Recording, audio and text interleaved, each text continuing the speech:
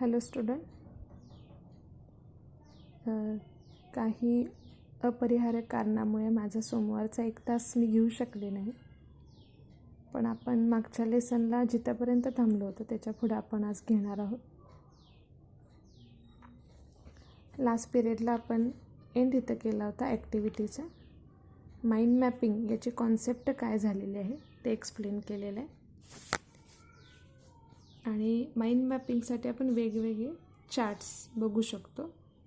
मग ट्रायंगल बघितलेलं आहे, ट्री डायग्रॅम बघितलेलं आहे, सर्कलमध्ये करू शकतो आपण, षटकोनामध्ये करू शकतो, पंचकोनामध्ये करू शकतो. Mind mapping is the process of you have a idea in your mind and you just a graphical presentation about it. Okay, so next त्यांनी काही एक्झाम्पल दिलेले आहेत आणि त्या एक्झाम्पलमधून आपल्याला एक्सप्लेन करायचं आहे की याचं माइंड मॅपिंग आपल्याला कसं करता येईल.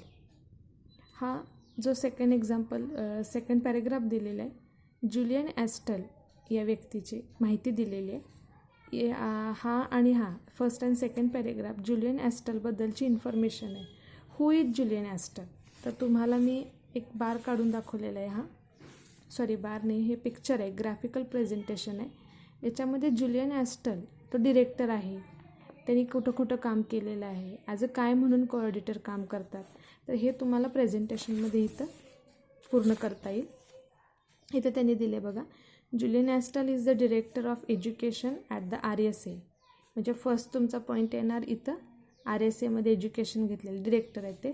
Previously he work in number 10 Downing Street at deputy director of the British prime minister. परत सेकंड एक्झाम्पल येणार, deputy director of a British prime minister. Policy unit and senior policy adviser to deputy prime minister. Third येणार, senior policy adviser. Nice clock. Previously, he was the director of Center Forum, a Westminster-based think tank. He has also worked as a post-conflict advisor to the British government. Also, post-conflict advisor in Whitehall and to the United Nations in Bosnia and Kosovo. These first and second example paragraph gives the information about Julian Astle, and you all are prepared the one chart, given the chart. There is a one diagram and you feel the different types of their aspects. Okay, या किंवा या चार्टमध्ये, या डायग्राममध्ये तुम्हाला Julian ॲस्टल यांची information complete करायची आहे. Now next, in the most watched TED talk. TED तुम्ही जर यूट्यूबला सर्च केला, टेड टॉक असं म्हटलं जातं. So in that Ted talk म्हणजे काही इम्पॉर्टंट पर्सन असतात आणि त्यांचं नॉलेज एखाद्या विषयाबद्दलचं पारंगत असतं. So they develop their education, they develop their thoughts and they express their views in front of the audience. Okay, so ते सगळेच स्पीच तुम्हाला टेडवर मिळतात. तुम्ही यूट्यूबला टेड टाईप केलात की तुम्हाला नक्की मिळतील. तर त्यामध्येच एका व्यक्तीचं म्हणजेच सर केन रॉबिन्सन यांचं जे स्पीच होतं त्या स्पीचमध्ये त्यांनी एक मुद्दा मांडलेला आहे, स्कूल स्किल क्रिएटिव्हिटी. तर त्यांनी का तो मुद्दा मांडलेला आहे याचं एक्सप्लेनेशन आपल्याला या लेसनमध्ये पण दिलेलं आहे.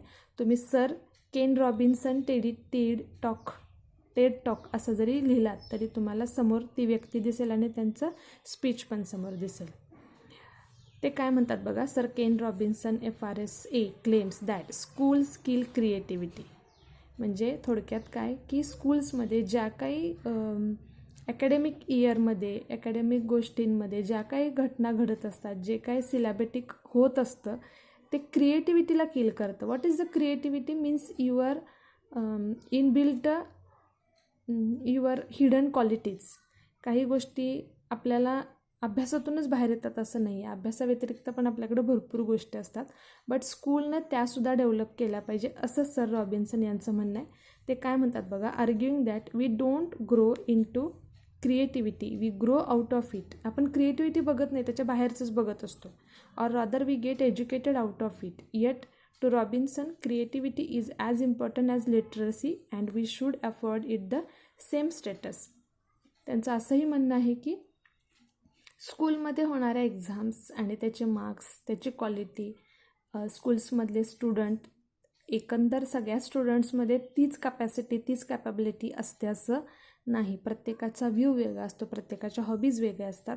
पण हे समजणं याचाच अर्थ आहे की स्कूलनं डेव्हलप केलं पाहिजे. But they think that school kills creativity. त्यामुळे त्यांनी हा जो मुद्दा त्यांनी दिलेला आहे तोच तुम्हाला इथं माइंड मॅपिंगमध्ये एक्सप्लेन करून सांगितलेला आहे.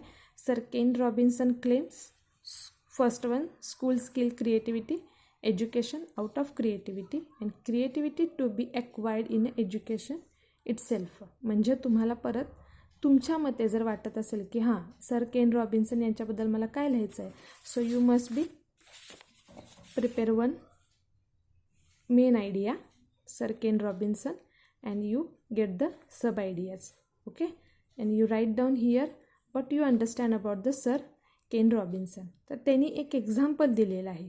एक्झाम्पल कुणाचं दिलेलं आहे, सो जिलियन लिनी या एका लेडीचं उदाहरण दिलेलं आहे. या लेडीच्या उदाहरणावरून त्यांना असं सांगायचं आहे की school kill creativity.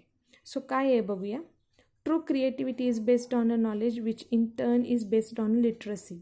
Our schools where children develop the literacy skill on which all further learning depends are therefore not killing creativity but cultivating it by providing the foundations young people need to be properly creative. म्हणजे फाउंडेशनच व्यवस्थित झालं पाहिजे, बेसच व्यवस्थित झाला पाहिजे. As evidence of how school kill creativity, Robinson cites the example of a young girl called Gillian Linney. आता त्याने एक एक्झाम्पल दिलेलं आहे, तिचं बघूया आपण. At the age of 8 was already viewed as a problem student with a probable learning difficulty due to her inability to sit still and concentrate. Now what is the main idea. Gillian Lily 8 year old girl आहे. Okay, so what's the problem, concentration and sitting long time. म्हणजे हा तिचा problem आहे Gillian लिलीचा.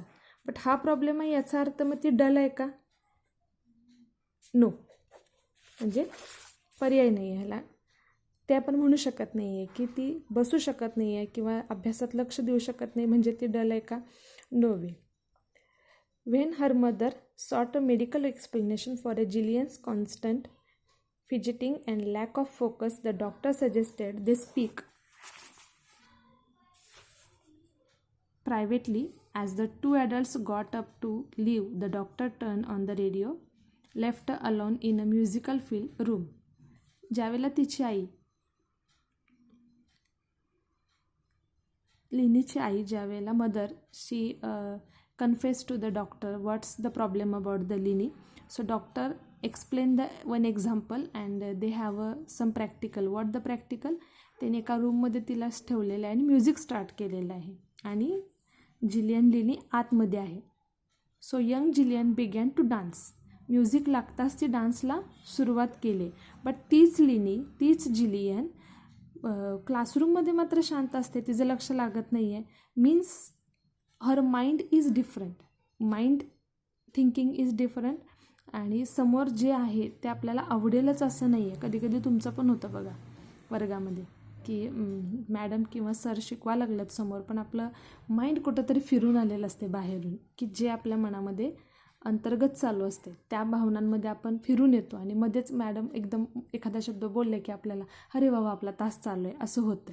So अशा काही गोष्टी होतात. याचा अर्थ तुम्ही अभ्यासात दुर्लक्ष करताय किंवा तुम्ही डल आहात असं नाही. पण ही एक वेगळी गोष्ट झाली. पण इथं जिलियनच्या बाबतीत वेगळी गोष्ट आहे की जिलियनला त्यांनी डल समजलं, किल क्रिएटिव्हिटी तिची.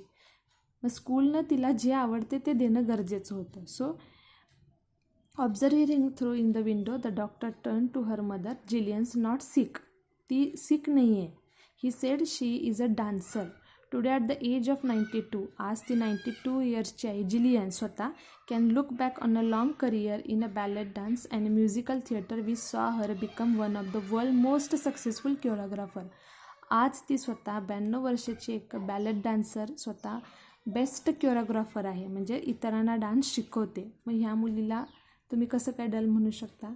सो स्कूलनं त्यावेळेला तिच्या जर त्या क्रिएटिव्हिटीला उत्साह दिला असता, प्रोत्साहन दिलं असतं, तर तिच्यावर तो एक काय म्हणतात तो, एक लोभ पडला नसता तिच्याकडं, की तिच्याकडं बघण्याचा दृष्टिकोन लोकांचा बदलला नसता.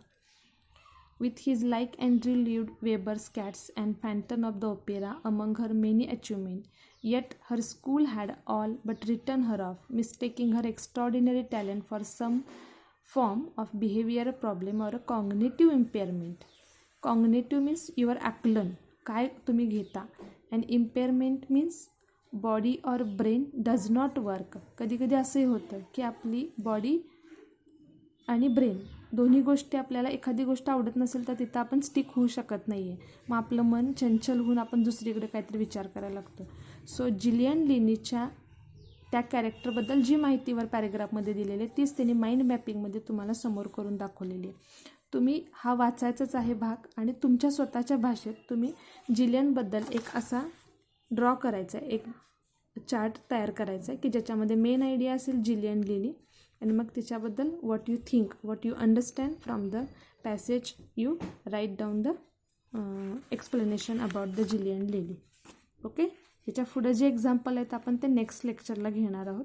आत्तापर्यंत झालेल्या माइंड मॅपिंग या गोष्टीबद्दल तुम्हाला एक्सप्लेनेशन बऱ्यापैकी मी दिलेलं आहे. नाव you understand the what is the mind mapping. आत्ताचं हे example 2 sir Robinson, Gillian Lily, आणि अजून तुम्हाला काय वाटत असेल एखादा भाग वेगळ्या पद्धतीचा वेगळ्या पुस्तकातला तर तो तुम्ही एक्सप्लेन करून त्याच्यामध्ये ॲड करायचा आहे. थँक्यू.